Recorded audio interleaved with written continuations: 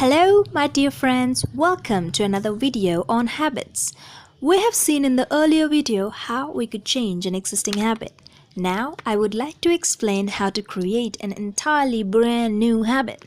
We all want to know how to make certain thing to become a habit so that we would automatically perform the activity without any particular efforts. Let's take for example, wake up early or start to exercise, read a book, or may even start saving.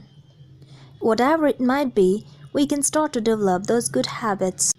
Before even talking about a new habit creation, let's dig into the book called The Power of Habit by Charles Duhig to understand something essential.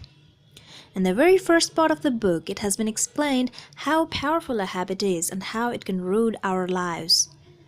I would like to pick up this very example as quoted in the book an interesting personality to talk about. It happened in 1993. There is this elderly man named Eugene who has been treated for his viral disease.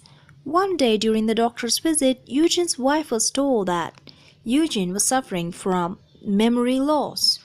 So he couldn't remember which day of the week it was, for instance, or the names of his doctors and nurses no matter how many times they introduced themselves. Eugene's wife started to discover that some mornings he would get out of the bed, walk into the kitchen, cook himself bacon and eggs, then climb back under the covers and turn on the radio. 40 minutes later, he would do the same thing, get up, cook bacon and eggs, climb back into the bed, and then he would do it again. Being alarmed, his wife took him to the memory specialist, and they started taking images of his brain to study what was happening on his brain.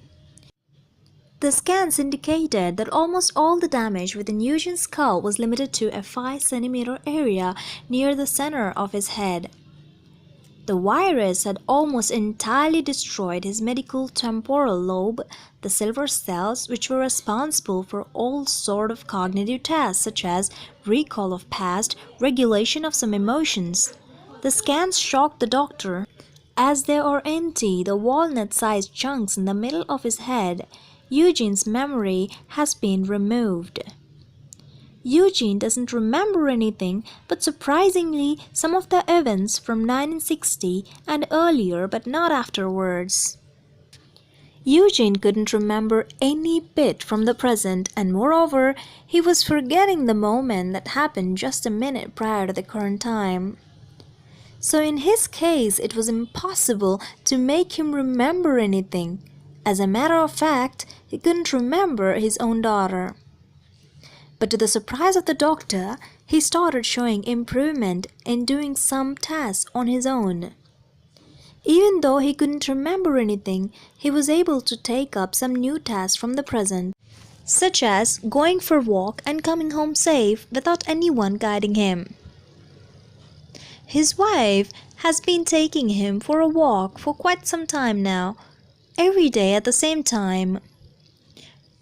From the recent images of his brain, doctors could see the new patterns form in his brain, which is actually helping him to remember certain tasks and do it without his conscious effort but automatically.